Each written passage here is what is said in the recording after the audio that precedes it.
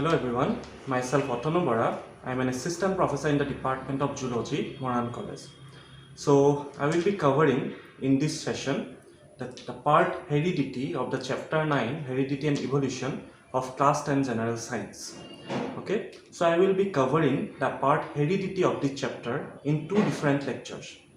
Today in this session, I will try to explain some basic terminology that are used in the field of genetics. And I will also cover up the first two laws, that is the law of dominance and law of segregation formulated by Gregor Johan Mendel. Okay, so this lecture is a part of the great initiative taken up by the team GYANKALYAN.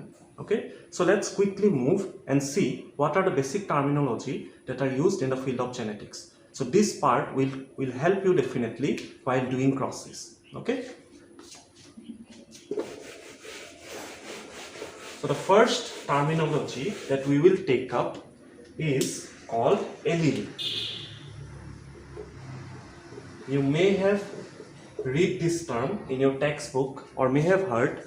Okay, so what it actually defines? An allele actually defines the various forms of a gene or the variants of a particular character.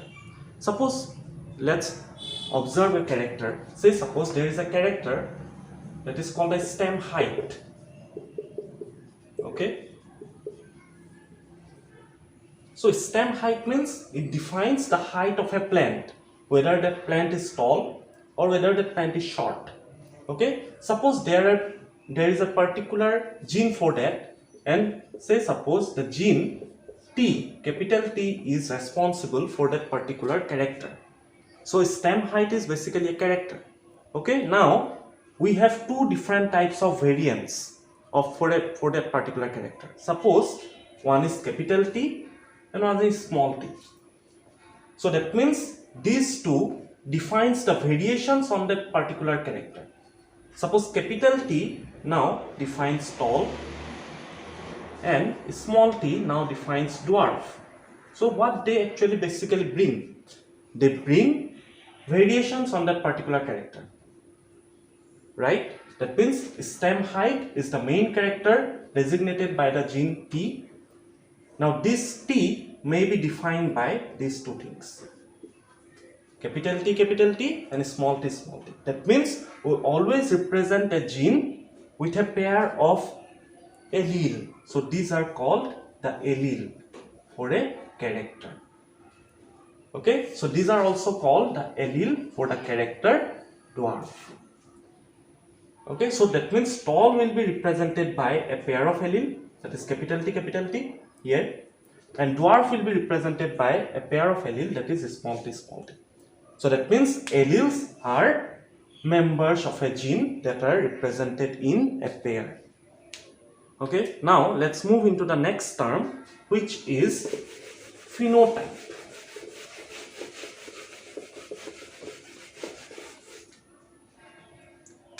So phenotype is actually the physical expression of a character. This will be the character that we actually observe on the field as a character. Okay, so if we go into the field, we observe the stem height and we found it is tall. And for a plant, we observe it is dwarf. Suppose a plant contains red color flower. Okay, so that means the color of that flower will be the phenotype. Suppose the color of the flower is white, so that white color of the flower will be the phenotype. Okay, but if we go in detail, that means what is the allele combination here? That red color is represented by which gene or which allele combination? That will constitute the next part, that is called the genotype. Okay, that means the phenotype will simply tells you about the character, whether the character is tall or dwarf or red flower or white flower. Okay, but genotype will tells you about the physical, the internal environment or the allele combination for that particular character. So what is the allele combination? Okay, so let's quickly move to observe what will be the genotype here. Okay, let's see what is the genotype here. Genotype. Now we already know these are the phenotype here. We have this phenotype. These are called the phenotype. So they basically they refer to the character. Now this tall can be represented by two different types of allelic combination, capital T or capital T small t. Dwarf small t. Then red, say suppose capital R, capital R smaller, and white, say suppose smaller. So if you observe closely, this capital T have similar allelic combination. Yes. This one has similar allelic combination because both of them are small t. But what about this one? They have different allelic combination. If you observe close, one is capital T, one member is capital T, one member is small t. They both are different. Okay, so that means allelic combination can be like this. Whether it will be formulated by the same allelic combination or by different allelic combination. And if it is formed by the same allelic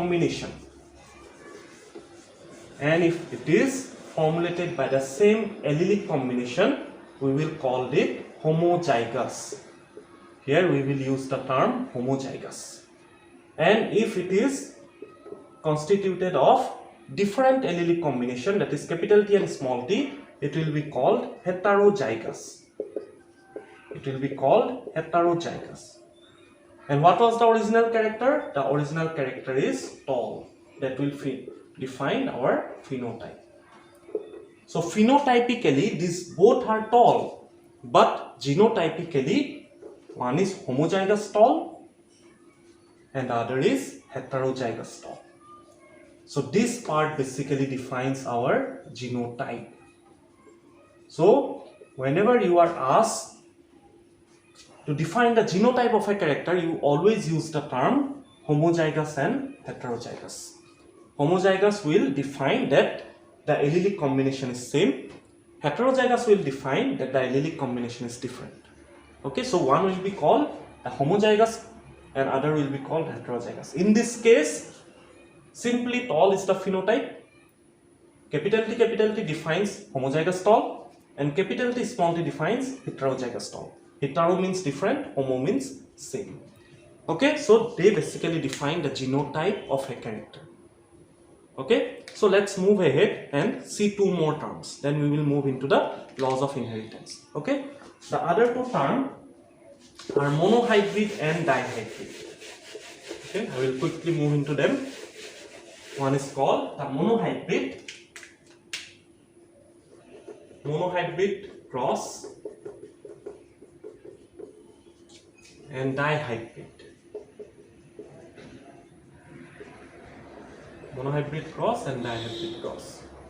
So what a cross basically defines? A cross basically defines sexual reproduction between two plants or between two different characters. Okay, that means we are crossing two plants having two different types of character. Okay, so cross means we are using two plants having a character for the next generation. Okay, so if we take monohybrid, mono means it defines single and di it defines two. Okay, hybrid means it is producing a heterozygous offspring. Okay, so single, what is the single? It is the character. Here we are considering two characters for our cross. I will quickly cite an example here. Suppose we are considering a character which is stem height. We have already discussed about the stem height. So what are the variations of the stem height? One is the tall, one is the dwarf. Suppose we are considering these two characters. We are crossing a tall plant with a dwarf plant.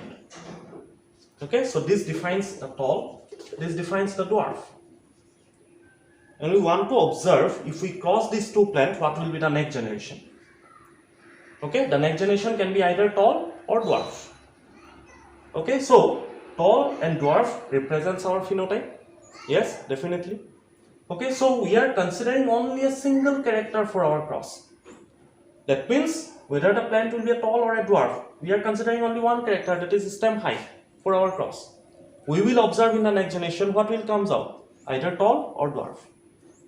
Suppose we are considering now for the next cross a tall plant. We are crossing a tall plant with a short plant, that is the dwarf. So one character we are considering here is tall, one character we are considering here is dwarf, tall and dwarf. Suppose this plant consists of red flowers, and this plant consists of white flowers. So that means the flower color is different. Okay, that means if we cross these two plants now and we want to observe the next generation, what will come out? The next generation can be either tall or dwarf. Say suppose I am considering the plant that comes out is tall, and suppose the flower of that particular plant is now red. So tall and red. That means out of the two characters, only one character is expressed, that is red and white, that is red, tall and dwarf, that is tall. So that means what is the difference between these two? In the first, that is on the left hand side, that is the monohybrid cross, we are considering only the tall and dwarf character, okay, for the next generation. But here we are considering two characters at a time, either tall and dwarf will come or red and white will come. That means two characters at a time. That's why it is called dihybrid. Likewise, if we consider many characters for a single cross, we will call it polyhybrid. 3 characters trihybrid, 4 characters tetrahybrid. Likewise, it is polyhybrid if we consider many characters at a time. Okay, so this part ends the basic terminology that are used in genetics. Okay, now we will discuss the first 2 laws of genetics, or the laws of inheritance formulated by Gregor Johan Mendel. One is called the law of dominance and the second one is called the law of segregation. Okay, let's quickly move into that.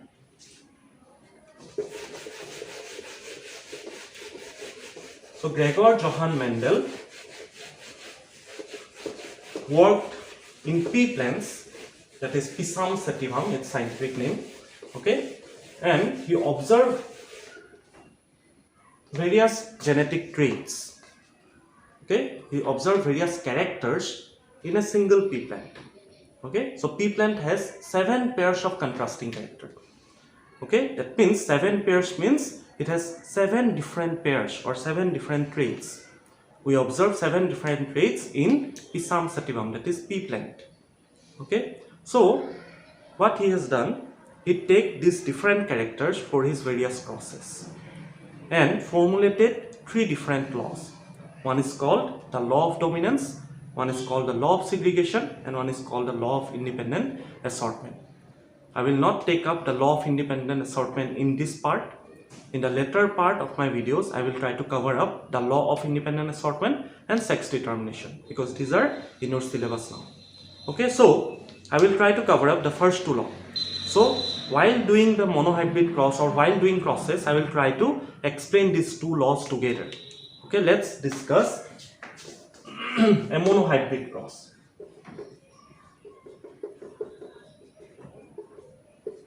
Let's discuss a monohybrid cross.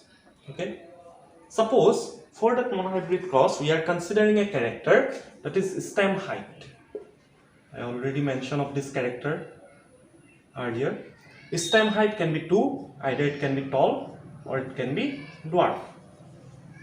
Okay, suppose the tall character is represented by the gene T and the dwarf by small t. Okay, so for tall we will take a pair of allele, that is capital T, and for dwarf we will take a pair of allele, that is small t. Okay, so try to realize this thing. Okay, on the field, try to figure out if you go into the field and observe this cross practically, not on this blackboard. Okay, so think like that you are in the field and you are observing this cross. That means in front of you there is a tall plant and there is a dwarf plant, and we try to cross them. Okay, and next we will try to observe what will be the next generation. Okay, so I will take up the cross slowly. I will go very slow so that you will understand everything. I will try to explain the laws, the 2 laws here itself. Okay, so let's take them on the board. I will take a monohybrid cross. Okay, so How we will do the process? First, the P1 generation. What the P1 generation actually defines? It defines the parental generation. What are your parents for the cross? So I am considering a tall plant with a dwarf plant. I am crossing a tall plant with a dwarf plant. Okay. So for the tall plant, I am considering capital T, and for the dwarf plant, I am considering small t. Okay. So genotypically now, what they will be called? This one will be called homozygous tall. This one will be called homozygous dwarf. Okay. So Mendel took it that way. Okay. So Mendel took one tall plant with one dwarf plant and crossed it. Okay. So what we get in the next generation? So now P1 gametes. So if you know the modes of sexual reproduction, in sexual reproduction we have two different parents. One is often called the male and the other one is called the female. And why it is called sexual reproduction? Because they produce gametes. Okay, so there will be formation of gametes. So go through that chapter, sexual reproduction in human or sexual reproduction in animals. You will observe what are gametes. Okay, what are the two sex? Why there are two sex in that is sexual reproduction? There is a process called meiosis. You will observe these things in your later part of your education. Okay, so I will not go into detail about them. So P1 gametes. So there will be two gametes, 1 and 2. And here for this one also there will be two gametes. Now what the law of segregation actually defines? Mendel's law of segregation defines that during gamete formation or at the time of gamete formation, these are the pair of allele. These two pair of allele, that means these members of the allelic pair will separate and enter into different gametes. So what actually defines? Capital T will separate from one another. That means this allelic pair will separate and they enter into two different gametes. So that means one capital T will enter into one gamete and the other capital T will enter into the other gamete. That means they will separate and enter into different gametes. That is the law of segregation. That means what law of segregation defines? That during meiosis, at the time of gamete formation, the allelic pair separates so that each gamete, that is each gamete will receive only one member of the allelic pair, not both. That means capital T will never enter into the same gamete. They will enter into different gametes.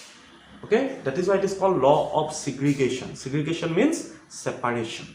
That means the allelic pair will separate. For this one also, this is small t will enter into different gametes, right? So capital T here it's separated, and small t here it is separated. Okay, so let's take them in the checkerboard and we will observe what happens. Okay, so how the checkerboard is prepared? Like this. Since there are two gametes, so you need to make out two columns. Okay, since here there are two gametes, so there are two gametes for this space for the two gametes and these two space for these two gametes. So the checkerboard will look like this. And I am considering, since it is sexual reproduction, I am considering this as the male and this one as the female. So separate here, I will draw the male gametes here, I will draw the female gametes here. So what are the male gametes? Capital T. These two will be put in here and these two will be put in here. So small t. So now just make a cross. Okay, so capital T, small t, capital T, small t, capital T, small t, capital T, small t. Okay, so all of them are having capital T, small t. Now, out of these two members, that is capital T and small t, which one will be expressed? That means there is capital T for tall, small t for dwarf. But when they come together, now this is called the hybrid condition. That's why it is called monohybrid cross, monohybrid. Why it is hybrid? Because now this defines the combination of these two alleles. Now, when these two alleles come together, which one will be expressed? That will define the law of dominance. That means there is the capital T for tall, small t for dwarf, but when they come together, which one will be expressed? The character that is expressed whatever character that will be expressed will be called the dominant character, and the character that will be masked or that cannot express itself will be called the recessive character. Okay, so since we know from Mendel that tall will be expressed here, that means all of them will be tall, since tall is the dominant character and dwarf is the recessive character. So for this cross or for these two characters, tall is the dominant character. Okay, so this defines actually the law of dominance. So what the law of dominance actually defines, that whenever we take two homozygous characters at a time, that means we are considering two homozygous characters for our cross. Okay, and while doing the cross or at the end of the cross, okay, so we are having a heterozygous character. Since two homozygous characters are crossed, we are producing a heterozygous character, and on that particular heterozygous condition, whatever character that will be expressed will be called the dominant character, and the character that cannot express itself or that will be masked will be called the recessive character. So for this cross now, or for these two characters, tall will be the dominant character, that we will call it the dominant character, and dwarf is the recessive character. Dwarf is called the recessive character. Okay, so this is overall the law of dominance. So we have observed two different laws under this section. That is the law of segregation. What it actually defines, that the two alleles will separate and enter into different gametes. Okay, so that's the law of segregation. Now what is the law of dominance? That whenever we cross two characters, one character is expressed. The character that is expressed, it is called the dominant character, and the character that remain masked or that cannot express itself is called the recessive character. That is the law of dominance. Okay, so that ends the first part of the heredity. In the later videos or in the later classes, if I got opportunity, I will definitely try to take up the part that is the third law, that is called the law of independent assortment and the sex determination. So that will end up your hereditary part, okay, of the chapter 9. Okay, so that ends up my session. Thank you so much for your time.